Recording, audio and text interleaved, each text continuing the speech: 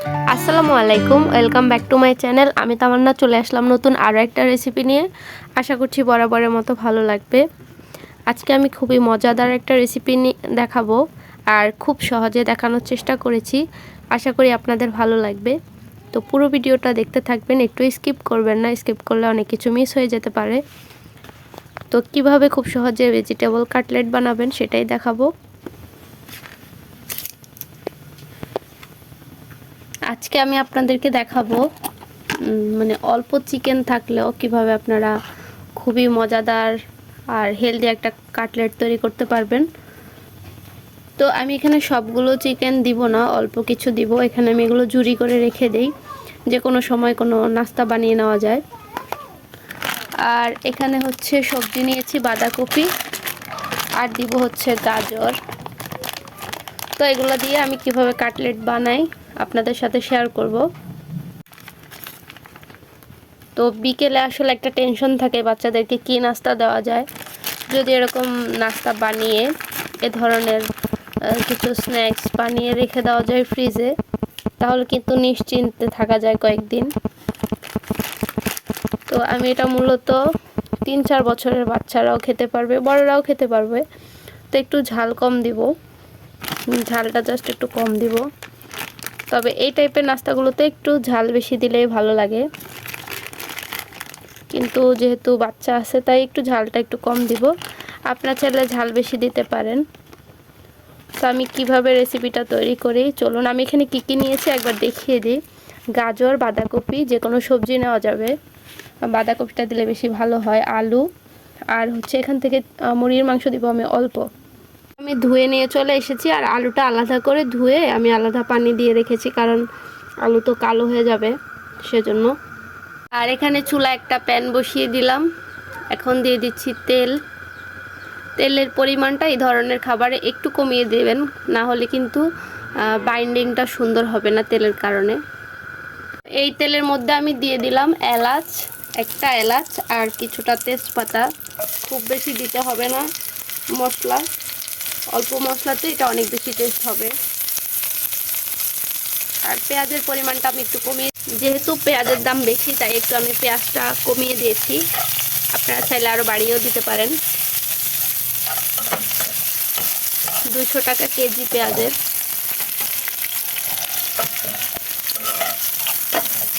এখানে সবজিগুলো দিয়ে দিই আমি আগে।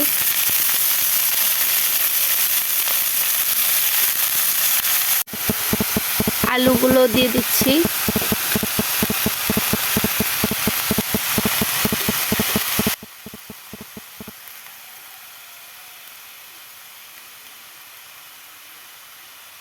দিয়ে দিচ্ছি হাফ চামচের চাইতে একটু কম রসুন, পরিমাণের হলুদ,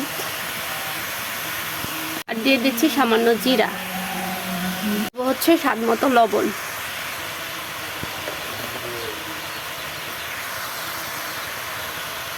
দিয়ে দিলাম আমার কাছে যে জুড়ি করা চিকেনটা ছিল ওটা দিয়ে দিলাম।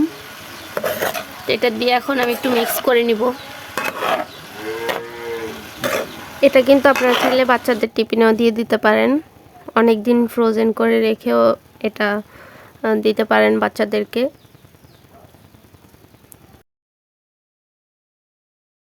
কাঁচামরিচটাও দিয়ে দিব, কারণ পরে মনে থাকবে না, সেজন্য দিয়ে দিলাম। আর মরিচের পরিমাণ এখানে আমি কম দিয়েছি, আপনারা চাইলে আরও বেশি দিতে পারেন। মোটামুটি সেদ্ধ হয়ে এসেছে। এখন আমি এর মধ্যে দিব কিছুটা চালের গুঁড়ি। আপনারা চাইলে এখানে কর্নফ্লাওয়ার দিতে পারেন।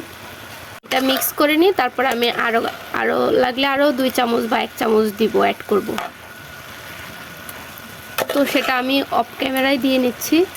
তো এরপরে কিছুক্ষণ নাড়াচাড়া করে আমি এটা নামিয়ে নিব। আর দেখুন এটা এরকম হয়েছে।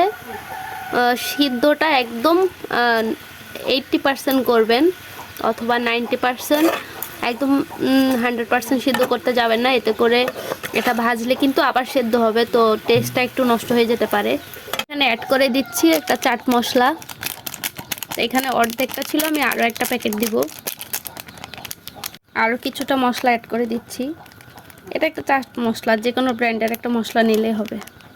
তো মশলাটা আমি মিক্স করে নিয়েছি। এই যে চালের আটা দেওয়ার কারণে এটা আঠালো আঠালো হয়ে এসেছে, আর এটার কারণে বাইন্ডিংটা আমি ঠান্ডা হওয়ার জন্য রেখে দিলাম। আর এখানে একটা ডো তৈরি করে নিয়েছি, আপনার চাইলে এটা ডিমের মধ্যেও করতে পারেন।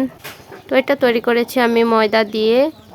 আর আমি হচ্ছে ব্রেডের পরিবর্তে এখানে আমি মুড়ি নিয়েছি, মানে মুড়িটাকে আমি গুঁড়া করে নিয়েছি। তো এটা দিয়ে আমি এই কাটলেটটা তৈরি করে নিব। আর এই যে দেখুন, এখন হচ্ছে সবজি একটু নিয়ে নিব।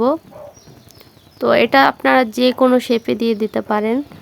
আমি কয়েকটা গোল শেপে বানাবো, আর কয়েকটা বলের মতো করে এগুলো চ্যাপ্টা করে গোল করে বানাবো, আর কয়েকটা বলের মতো করে গোল গোল বানাবো। তো এই যে, তো দেখতে থাকুন আমি এটা কিভাবে বানাই।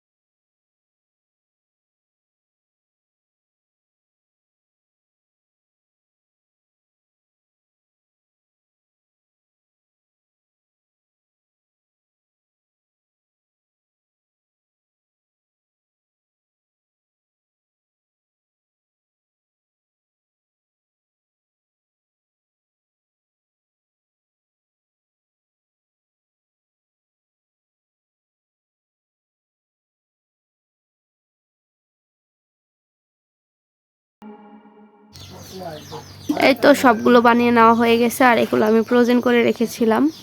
এখন আপনাদেরকে ভেজে দেখাবো। তো আমার রেসিপিটা কেমন লেগেছে অবশ্যই কমেন্ট করে জানাবেন, লাইক দিবেন, আর আমার চ্যানেলে নতুন হয়ে থাকলে আমার চ্যানেলটা সাবস্ক্রাইব করবেন। তো এটা একদম ডুবো তেলেও ভাজতে পারবেন আর কম তেলেও ভাজতে পারবেন, কোনো সমস্যা নেই। তো তেলটা ভালো করে গরম করে তারপরে হচ্ছে মিডিয়াম টু লোতে রেখে এটা ভেজে নিব। একটু সময় নিয়ে ভাজলে এটা পারফেক্ট হবে।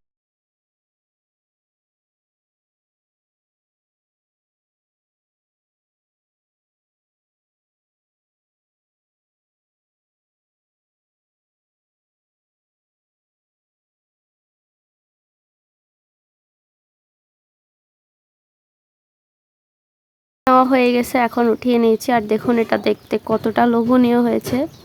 অল্প চিকেন দিয়ে কিন্তু আপনারা খুব সহজে বাচ্চাদেরকে এভাবে বানিয়ে দিতে পারেন। সাথে ভেজিটেবলটাও খাওয়া হলো, চিকেন আছে বলে তারাও সান্ত্বনা পেল। তো যাই হোক, কেমন লেগেছে আপনারা কিন্তু কমেন্ট করে জানাবেন। আজকের রেসিপিটা এই পর্যন্ত। ভালো থাকবেন সবাই, সুস্থ থাকবেন। আল্লাহ হাফেজ।